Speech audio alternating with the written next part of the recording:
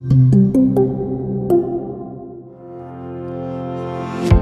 everyone, my name's Gavin. I'm a junior doctor based in London. Now I am doing psychiatry full-time, psychiatry training to become like a consultant. I'm Carmelo. I'm a consultant elder psychiatrist, currently working in Sydney, worked in the UK for 20 years and then transitioned to Australia via 2 years in New Zealand.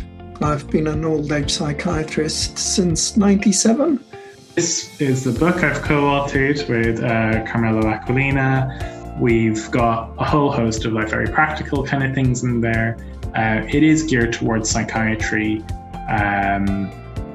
but we do hope that you will be able to get some general principles from it, no matter what kind of specialty you end up going in.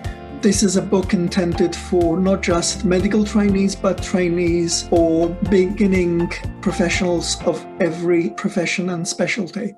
These are just 6 principles I tend to use for any encounter. I think a lot of the time we often just forget like really basic manners. You know, a good example of that might be just checking the facts. So making sure they understand, have you actually said what your name is? You'll be really surprised that lots of patients will report that they didn't know the name of the doctor, right? There's lots of different factors behind that, but I've definitely seen it where people just don't introduce themselves by their names. Explain what specialty you're in. Explain why you're talking to them. Think about everything that could be contributing to the encounter now. So what's in the environment that could be making things difficult?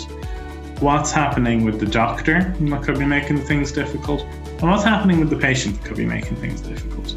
I've written validation here quite a lot because I think it is probably the single most important skill I use when speaking to people. And I think this is something which is actually extremely helpful in any conversation, not just in a professional sense, but also if you see anyone who's ever been through family therapy or couples counselling, or anyone who's like raising children, the most important thing they'll tell you is that validation is absolutely key, which is where if someone expresses an emotion to you, either that they're upset with you or that they're angry with you, then you need to validate, yep, that makes sense. I understand why you're feeling that way.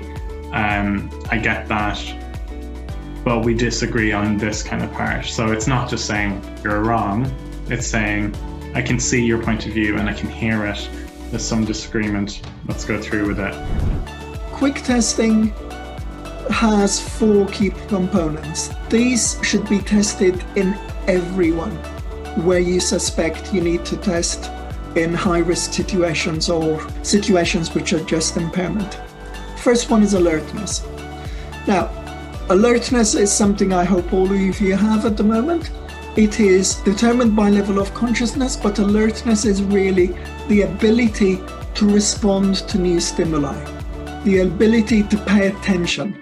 So level of consciousness really is you just observe for drowsiness. For example, eyes are closing, yawning, inattention. People drift off to sleep. You just report this by describing what you've observed.